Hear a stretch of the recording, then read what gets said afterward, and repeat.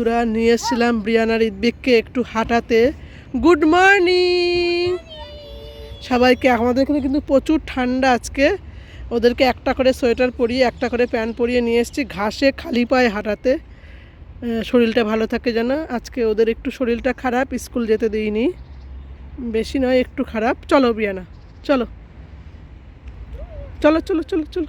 একা হাঁটতে পারবে না, আমাকেই ধরে নিতে। ওরা জীবনে তো খালি পায়ে হাঁটে না, এই ফার্স্ট টাইম। আর একদিনও নিয়ে এসেছিলাম। চলো চলো চলো চলো চলো। এই দেখো আমি নিয়ে যাচ্ছি ওদেরকে। গুড মর্নিং সবাইকে, জয় শ্রীকৃষ্ণ, রাধে রাধে। আর আজকে সকালের ওয়েদারটা দেখতেই পাচ্ছ, খুব সুন্দর রোদ উঠেছে আমাদের এখানে। আর খুব ভালো আজকে একটা দিন, কিন্তু অনেক ঠান্ডা আজকে। কালকে মাইনাস হয়ে যাবে, কালকে আরও বেশি পড়বে ঠান্ডা। আর ব্রিয়ানার একটু শরীরটা খারাপ, স্কুল পাঠাইনি। আর একটু মাটিতে হাঁটাতে নিয়ে এসেছি, মাটির সাথে স্পর্শ করাতে নিয়ে এসেছি, যাতে শরীরটা সুস্থ হয়ে যায়, বেবির শরীরটা সুস্থ হয়ে যায়। এই দেখো দুজনে হাঁটতে পারছে না ঘাসে, খালি পায়ে, ঠান্ডা না। দেখো দাঁড়া, ভাইকে রেখে আসি, আবার তোকে নিয়ে যাবো। হ্যাঁ, ভাইকে রেখে আসি, তোকে রেখে আসি ওখানে। নিচের থেকে নিয়ে এসে জলমুড়ি খেতে দিয়ে আমি ভাত বসিয়ে দিয়েছি। এইদিকে আমার ভাতটা ফুটছে, দেখতেই পাচ্ছ। রান্না করব পটল চিংড়ি। পটলটা কিন্তু আমাদের এখানে বেশি পাওয়া যায় না, আর আমার কিন্তু ফেভারিট খাবার পটল আর চিংড়ি। এই দেখো লাল লাল চিংড়ি প্যারিসের, এটাই রান্না হবে আজকে এটা।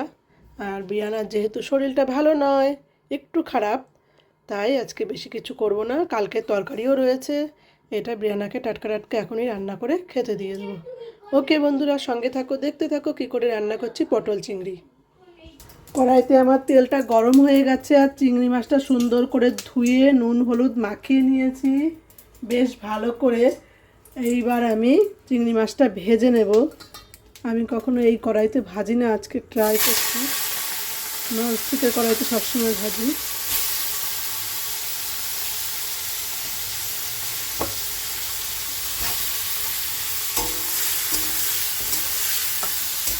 বেশি ভাজলে শক্ত হয়ে যাবে, চিংড়ি মাছটা অল্পই ভাজবো। সবগুলো দিয়ে একসাথে ভাজা ভাজা করে নেবো হালকা করে, এপিট ওপিট। আর এখানে নিয়ে নিয়েছি আদা, টমেটো, কাঁচা লঙ্কা, শুকনো লঙ্কা পেস্ট। আর এখানে রসুন, ধনে পাতা কুচি, পেঁয়াজ কুচি। আর নিয়েছি আলু আর পটল ডুমো ডুমো করে কেটে।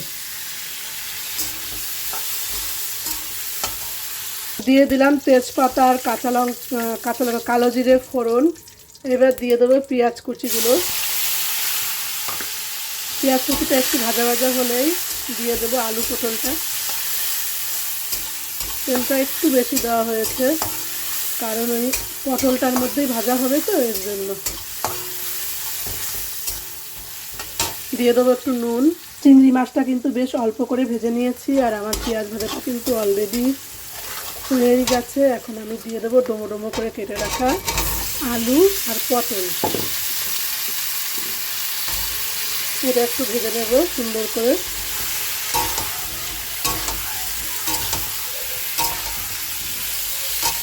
পটলগুলো কিন্তু বেশ বড় বড় ছিল, অনেক লম্বা লম্বা পটল ছিল।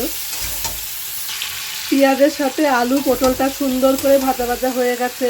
এখন আমি দিয়ে দেব ধনে জিরে বাটা, লঙ্কা, টমেটো, আদা, এই পেস্টটা দিয়ে এটা সুন্দর করে কষিয়ে নেব। দিয়ে দেবো একটু হলুদ গুঁড়োর সাথে। এইদিকে আলু পটলটা মশলাটার সাথে আমি সুন্দর করে কষিয়ে নিচ্ছি, একটু একটু করে জল দিয়ে দিয়ে, যাতে সুন্দর লাগে খেতে। আর এইদিকে আমার স্যালাডটা কেটে নিয়েছি। বসে আছে ব্রিয়ানা আর ইদবিক, একটুখানি বই পড়াশোনা করেছে দুজনা, আর এখন একটু টিভি দেখছে, তাই তো? এখন কেমন লাগছে তোমার শরীর? এখন একটু ভালো লাগছে ওর।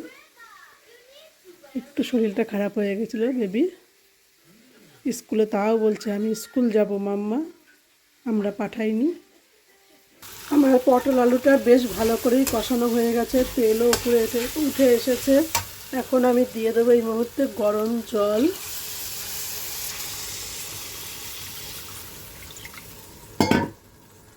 এই যে দিয়ে দিয়েছি গরম জল।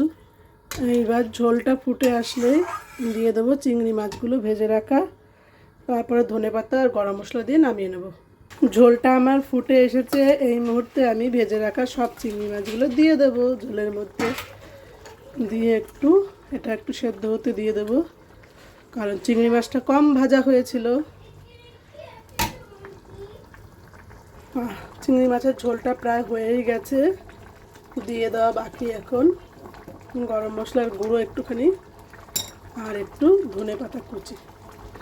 এবার আমি মাছটা নামানোর পালা। হয়ে গেল আমার পটল চিংড়ি। ওকে বন্ধুরা, সারাদিন কি করছি দেখতে থাকো।